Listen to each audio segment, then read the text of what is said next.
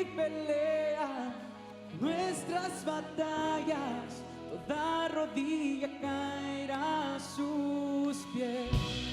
Nuestro Dios es Cordero que inmolado fue, el pecado cargó y nos dio libertad.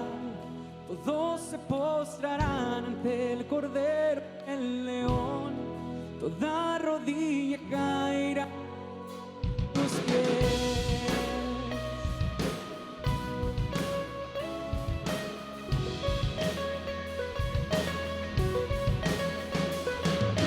Puertas se abran ya, camino para nuestro Rey. Él vino a salvar y al cautivo libertar, pues quien detiene el poderoso. Nuestro Dios es León, el León de Judá, quien ruge y pelea nuestras batallas, toda rodilla cae a sus pies. Nuestro Dios es Cordero que inmolado fue, el pecado cargó y nos dio libertad. Todos ante el Cordero y el León, toda rodilla caerá a sus pies.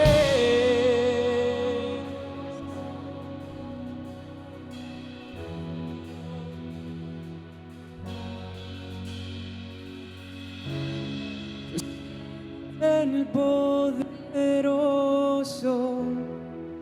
quien detiene el poderoso, quien detiene el poderoso, quien detiene el poderoso, quien detiene el poderoso, pues quien detiene el poderoso,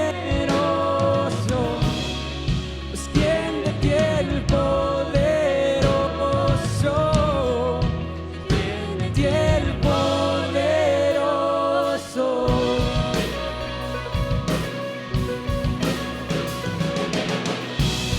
Nuestro Dios es León, el León de Judá, quien ruge y pelea nuestras batallas, toda rodilla cae a sus pies. Nuestro Dios es Cordero que inmolado fue, el pecado cargó y nos dio libertad. Todos se postrarán ante el Cordero y el León, toda rodilla caerá a sus pies.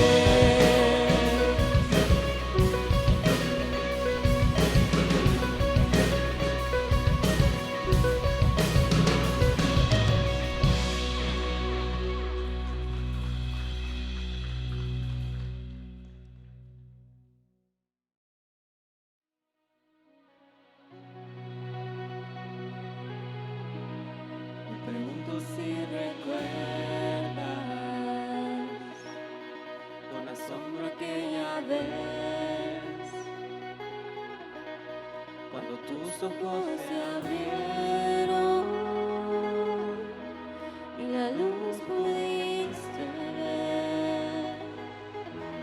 Cantas así, veo el mundo en luz, lo veo con asombro, veo el mundo en fe, veo color en todo, veo como tú ves y camino en tu luz. Me pregunto si recuerdas con asombro aquella vez. Saliste de las aguas y volviste a nacer. Cantas así, veo el mundo en luz, lo veo con asombro, veo el mundo en fe, veo color en todo, veo como tú eres camino en tu luz.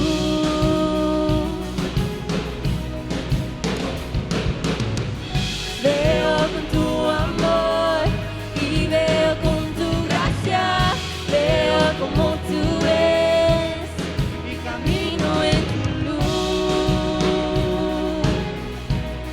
Y camino con asombro al desierto de verdad y lo vuelves asombroso. Canta si es así, veo tu reino aquí, veo un mundo libre, veo como Jesús al desierto vida das.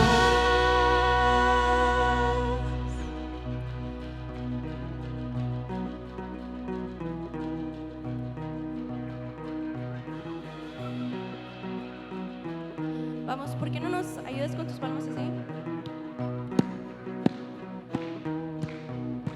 Eso. Como tú ves, caminaré sin miedo. Veo como tú ves, de ti no me avergüenzo. Veo como Jesús y camino en tu luz. Veo como tú ves, caminaré sin miedo. Veo como tú ves, de ti no me avergüenzo. Veo como Jesús y camino en tu luz. Veo con tu amor y veo con tu gracia. Veo como tú ves y camino en tu luz. Y camino con asombro al desierto mi verdad y lo vuelves asombroso.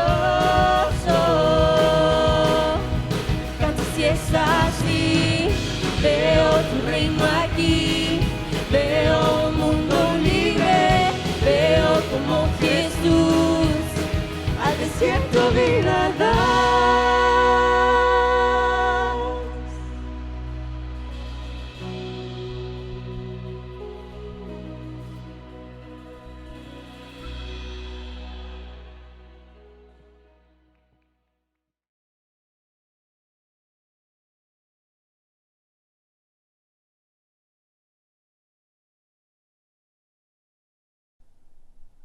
Hola Epicentro Phoenix.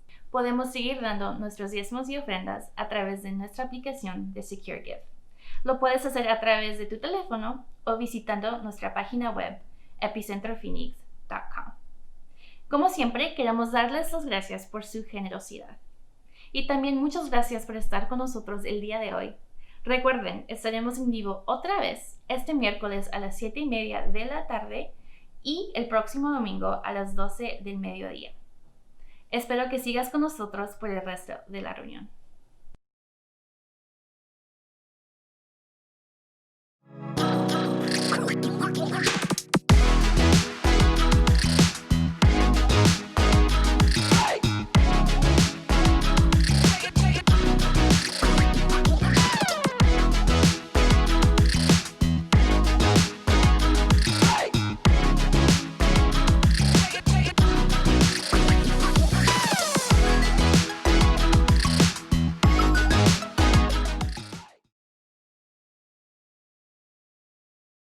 El día de hoy me da mucho gusto el poder compartir con ustedes una vez más y gracias por estar aquí, por acompañarnos y también a todos aquellos que nos acompañan a través de nuestra transmisión en línea. Bienvenidos, gracias por estar con nosotros también. Bueno, el día de hoy quiero compartir el tema extremos y este es un tema que he compartido en el pasado. Pero creo que es muy importante y se aplica a los tiempos que estamos viviendo, tiempos de elecciones, tiempos de extremos. Así que vamos a entrar en la palabra en este en este tema, extremos. Dice Salomón en Eclesiastés 7 del 16 al 18. Dice: no seas demasiado justo, ni tampoco demasiado sabio. ¿Para qué destruirte a ti mismo? No hay que pasarse de malo, ni portarse como un necio. ¿Para qué morir antes de tiempo? Y luego termina diciendo en el versículo 18: quien teme a Dios evitará todos los extremos. Entonces yo creo que es muy claro, ¿verdad? Y es importante reflexionar en lo que Salomón nos está tratando de decir cuando dice: quien teme a Dios evitará todos los extremos. Y empecemos definiendo qué es un extremo. Y una de las definiciones de extremo es que es el punto situado lo más alejado posible del centro. Ese es un extremo, ¿verdad? Y es fácil de entender el concepto. Si este es el centro, bueno, aquel es un extremo y aquel es el otro extremo, lo más alejado posible del centro. Ahora, este pasaje nos presenta dos extremos en el ejemplo, ¿verdad?, que nos da. De un lado tenemos el ser demasiado justo y demasiado sabio. Así empezó el pasaje, ¿verdad? No seas demasiado justo ni tampoco seas demasiado sabio. Pero al final nos dimos cuenta que Salomón está hablando de este concepto como extremos y está diciendo: no seas de este extremo, no seas demasiado justo, no seas demasiado sabio. Pero luego del otro extremo dice: no te pases de malo, no te pases de necio. ¿Ok? Entonces Pablo está diciendo, esos son los dos extremos, Salomón, esos son los dos extremos: demasiado justo, demasiado sabio, pasarse de malo, pasarse de necio. Pero lo interesante es que Salomón diga que de un lado los extremos nos pueden destruir. De hecho, cuando habla de ser demasiado justos o demasiado sabios, dice que eso nos puede destruir. Y luego dice que si somos demasiado malos o demasiado necios, podemos morir antes de tiempo. Ahora, creo que la gran mayoría de nosotros nos preguntaríamos: ¿cómo es posible que el ser demasiado justos o demasiado sabios nos pueda destruir? ¿Verdad? Como que si lo leemos a la ligera, pudiéramos concluir, ¿verdad?, que no hay nada de malo en ser demasiado justos o demasiado sabios. Y también, ¿verdad?, no lo asociamos con que eso nos pueda destruir. Pero la pregunta que nos debemos de hacer es si realmente uno puede ser demasiado justo o demasiado sabio. Y la clave está en la palabra demasiado, que significa tener algo en exceso. ¿Sí? Y la respuesta, ¿verdad?, es que no se puede ser demasiado sabio, no se puede ser demasiado justo. ¿Podemos tener bondad en exceso? ¿Podemos tener sabiduría de más? ¿Verdad? Nadie lo pensaría así, nadie diría, ¿verdad?, somos demasiado sabios, somos demasiado justos. La respuesta es que no se puede. Uno puede creer que es demasiado justo o demasiado sabio. Y ahí está el secreto por qué eso nos puede destruir. Porque es que no es una realidad que podamos ser demasiado justos, no es una realidad que podamos ser demasiado sabios, pero sí es una realidad que nos podemos creer demasiado justos y demasiado sabios. Pero piensa tú, ¿verdad? En el momento en el que nos creemos demasiado justos, ya algo está mal en nosotros, ¿verdad? Estaríamos hablando de orgullo, estaríamos hablando de compararnos con los demás. Si nos creemos demasiado sabios es lo mismo, ¿verdad? Soy demasiado sabio, ¿verdad? Si caemos en esa manera de pensar, podemos entender por qué nos puede destruir. A mí me gusta decir, ¿verdad?, que una vez que eres demasiado justo y demasiado sabio, ya no eres ni justo ni sabio. La palabra demasiado echa o corrompe de lo que estamos hablando. Las cosas buenas no se pueden llevar a los extremos y seguir siendo buenas. Una vez que algo bueno se lleva al extremo, pierde su naturaleza. Otra vez, las cosas buenas no se pueden llevar a los extremos, ¿sí?, y seguir siendo buenas. Una vez que algo bueno se lleva al extremo, pierde su naturaleza. De acuerdo a Salomón, es imposible mantener extremos sin causarnos daño y causar daños a los demás, ¿verdad? Por eso decía a Salomón en el pasaje: quien teme a Dios evitará todos los extremos. Y cuando pensamos en el tiempo en que estamos viviendo, ¿verdad?, ya sea en política, ya sea a veces en las conversaciones con familiares, con amigos, nos damos cuenta que batallamos con el asunto de los extremos.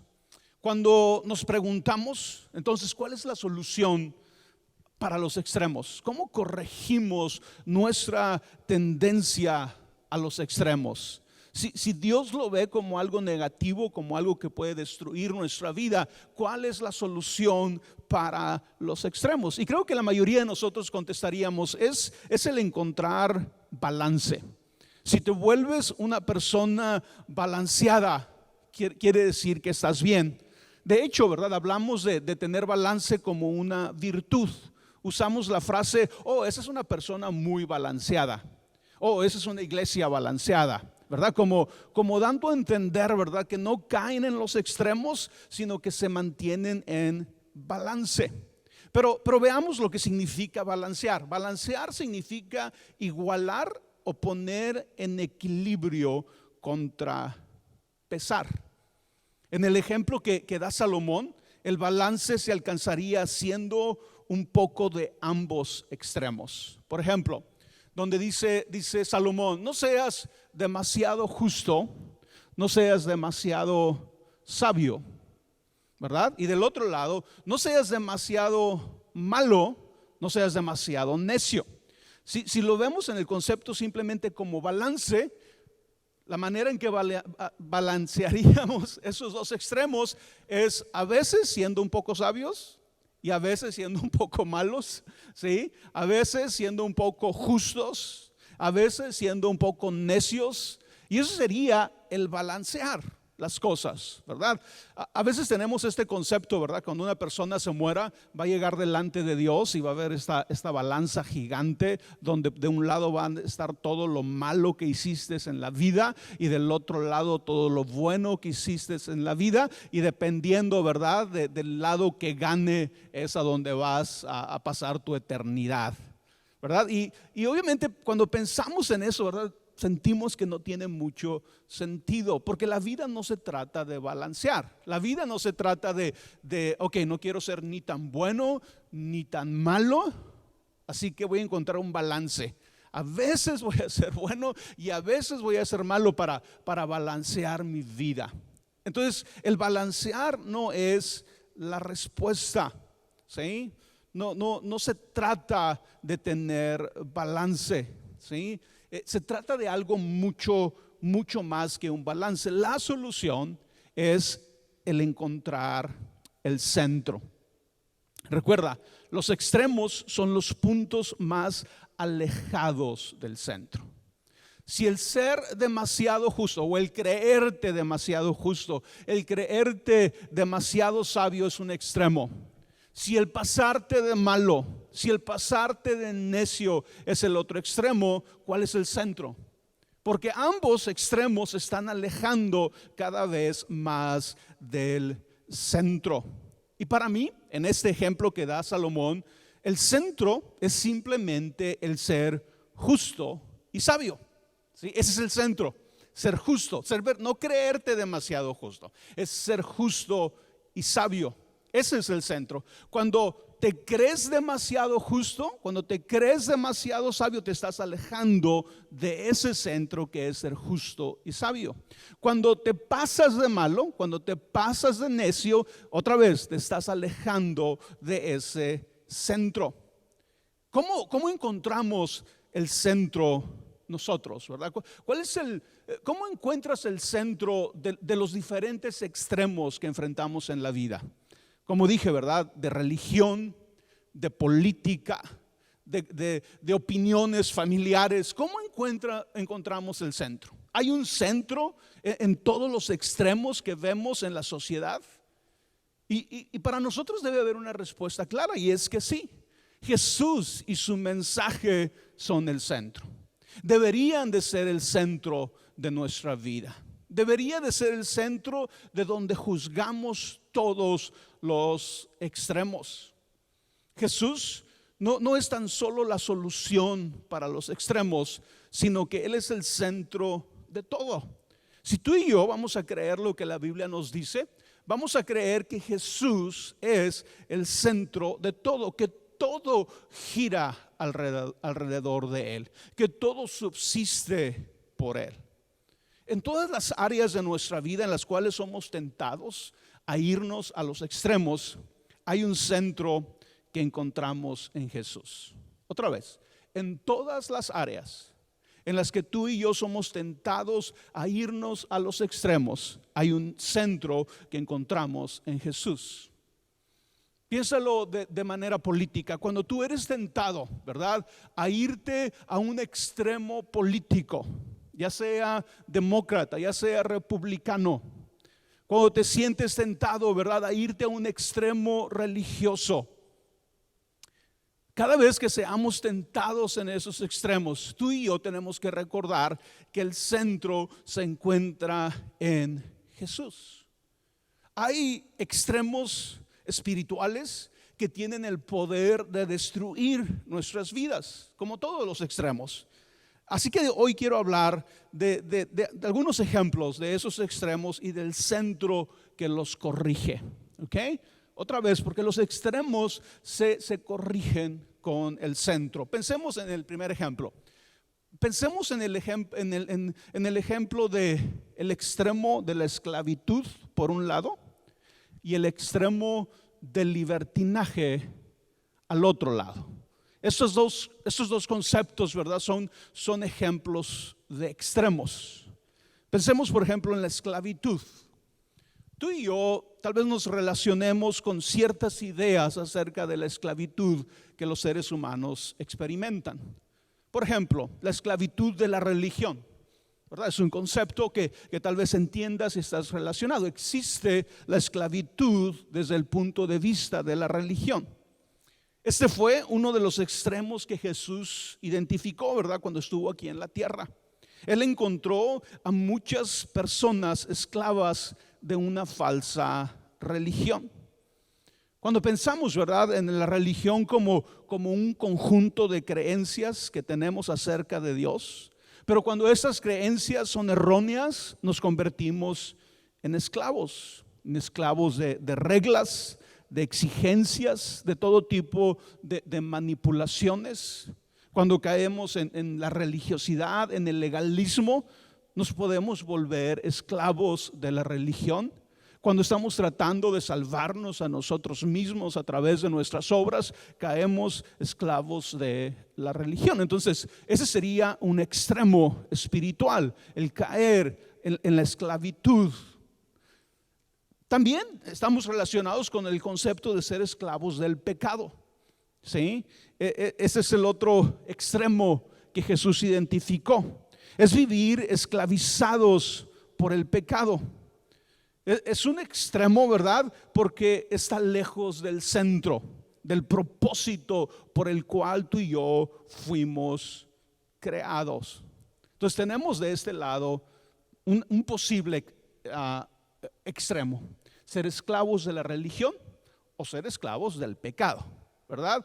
Esas son las posibilidades. Pero del otro lado, el otro lado del extremo, tenemos el libertinaje. bueno, antes de entrar en el extremo del libertinaje, es que si no queremos ser esclavos, a veces, ¿verdad? Tú y yo asumimos que la solución es no tener ningún tipo de autoridad sobre nosotros, lo cual nos lleva a ese extremo que es el libertinaje.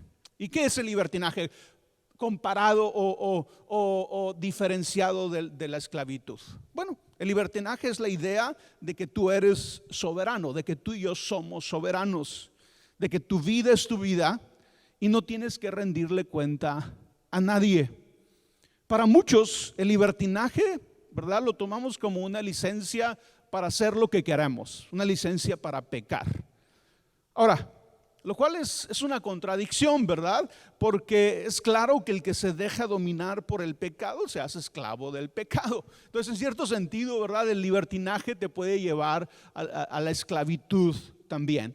Pero existe el concepto, ¿verdad?, de creernos libres y pensar que el libertinaje es la solución a nuestros problemas.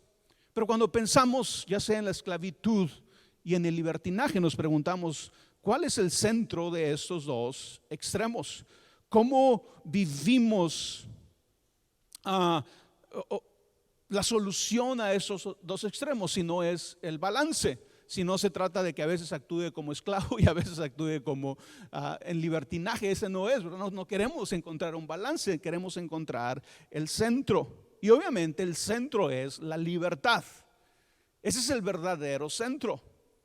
Cuando otra vez los extremos se alejan del centro, la esclavitud se aleja del centro que es la libertad, el libertinaje se aleja del centro que es la libertad. Entonces la libertad es el verdadero centro.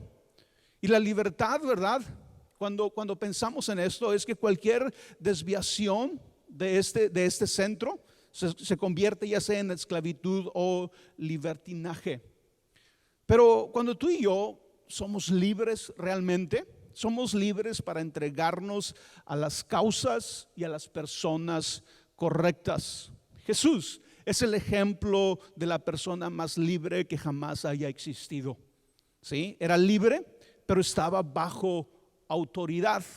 Entonces no era libertinaje, era libre, pero estaba bajo autoridad, la autoridad del Padre. Era libre y se entregó a una causa, a la redención de la humanidad. Era libre y se entregó por nosotros. ¿Sí? Entonces cuando pensamos en eso, ¿verdad?, cualquiera que caiga en los extremos, ¿verdad?, va a destruirse. ¿Verdad? Que si amamos a Dios no debemos de caer en los extremos. Qué importante es empezar a entender esto. Sí, obviamente no quiero ser esclavo. Obviamente no quiero vivir en libertinaje, pero quiero ser libre. Ese es el verdadero centro. En nuestras relaciones personales también caemos en los extremos. Veamos el siguiente ejemplo. Tenemos por un lado el extremo de la indiferencia. Tenemos por el otro lado el extremo de la idolatría.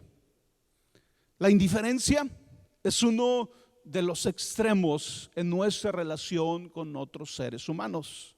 Cuando otro ser humano se vuelve invisible, sin valor ante nuestros ojos, hemos caído en el extremo de la indiferencia.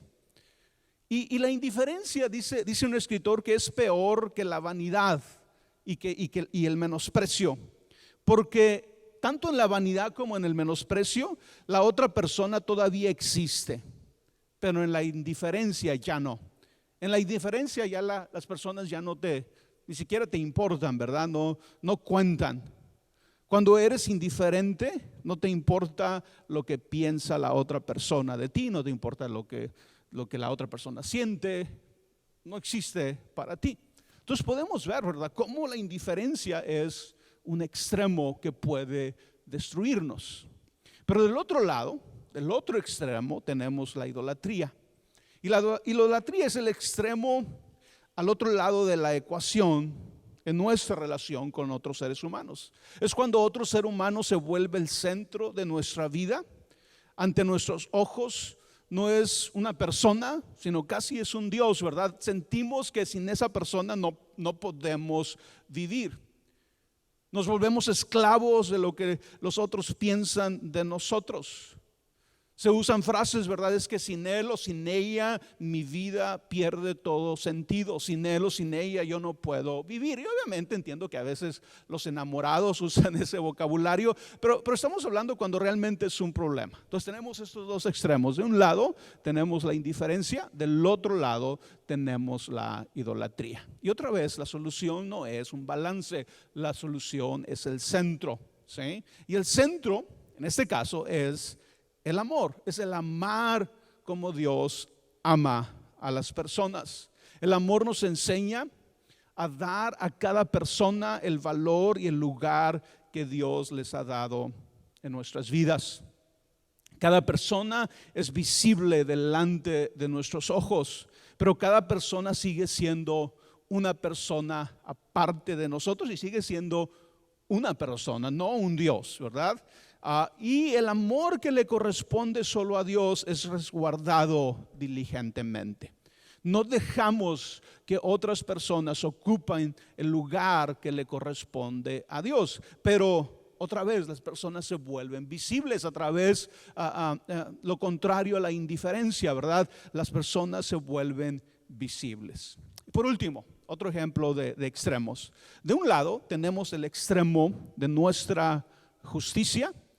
Y del otro, este concepto que se llama el concepto de la gracia barata, ¿sí? Veamos primero el extremo de nuestra justicia. Este es el extremo donde tú y yo pensamos que nuestra salvación, nuestro lugar delante de Dios depende de nuestras obras. Confiamos en nosotros mismos. Algunas de las evidencias de que estás confiando en ti mismo o de que has caído en la propia justicia es que siempre te estás comparando con los demás. Siempre cuando escuchas algo, cuando sabes lo que está pasando con otras personas, cuando te llegan ese tipo de noticias, tienes esta sensación de yo soy mejor, yo sí estoy bien. Gracias a Dios yo no soy como tal persona, ¿sí? Y eso nos lleva a la historia aquella, ¿verdad? Del fariseo y el pecador que suben al templo a orar. Y el fariseo oraba, ¿verdad? Gracias a Dios que no soy como este pecador. Cuando tú y yo empezamos a compararnos de esa manera, hemos caído en nuestra propia justicia, tratar de ser salvos a través de nuestra justicia, de asegurar nuestro lugar en relación a Dios a través de nuestras obras, ¿sí? Pero la realidad es que no podemos confiar en nuestra propia justicia y en Jesús al mismo tiempo.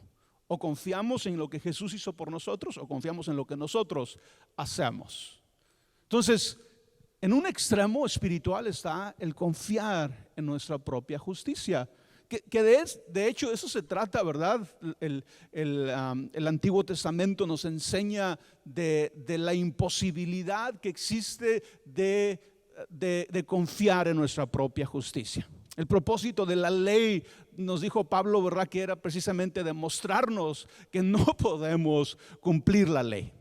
¿Sí? La ley fue dada con el propósito de demostrarnos que no podemos guardarla. Pero a veces, ¿verdad? Caemos en la mentira de creer que lo que tenemos, que nuestra posición con Dios está basada en lo que tú y yo hacemos. Pero del otro lado del extremo tenemos la gracia barata. Y ese es un concepto que se ha utilizado por muchos años, décadas. Y es esta idea, ¿verdad? De que dejamos de confiar en nuestra propia justicia, pero empezamos a confiar en una caricatura de la gracia. Empezamos a confiar en la gracia barata. Empezamos a creer en el perdón de pecados sin requerir arrepentimiento, por ejemplo. Empezamos a creer en el perdón de pecados sin tener ningún deseo real de dejar el pecado. Y tú lo puedes identificar, ese extremo existe, ¿verdad? Te encuentras a muchas personas que profesan a tener una relación con Dios o ser cristianos o ser parte de una iglesia, pero cuando analizamos tal vez más de cerca, no encontramos en sus vidas el concepto de arrepentimiento y no encontramos en sus vidas el concepto de anhelar dejar el pecado. Entonces, creemos en el perdón de pecados, pero no creemos que el pecado es un problema. Creemos en el perdón y la aceptación de Dios, pero no creemos que es necesario hacer cambios en nuestra vida. Bonhoeffer dijo: queremos el bautismo sin la disciplina de la iglesia. La gracia barata es la gracia sin discipulado. Sí, conozco a Jesús, amo a Jesús, sí, Jesús murió por mí, sí, Jesús perdona mis pecados, pero no es necesario que sea discípulo de Jesús. No es necesario que tome en cuenta sus palabras, ¿verdad? No entra esa manera de pensar en el concepto, ¿sí? Entonces, de este lado tenemos nuestra justicia, del otro lado tenemos la gracia barata. ¿Cuál es el centro? Si ambos extremos se alejan del centro, ¿cuál es el centro? Muy sencillo, ¿verdad? El centro es la gracia de Dios. Dice Bonhoeffer: la gracia, que es tan maravillosa, no solo porque nos perdona nuestros pecados, sino porque nos llama a seguir a Jesús. Y ese es un concepto que tú y yo tenemos que entender de la gracia y abrazarlo en nuestra vida. Es entender que la gracia, otra vez, y pueden dejar ahí el quote, la gracia que es tan maravillosa, no solo porque nos perdona nuestros pecados, esa sería la primera parte de la gracia, ¿sí? Sino porque nos llama a seguir a Jesús.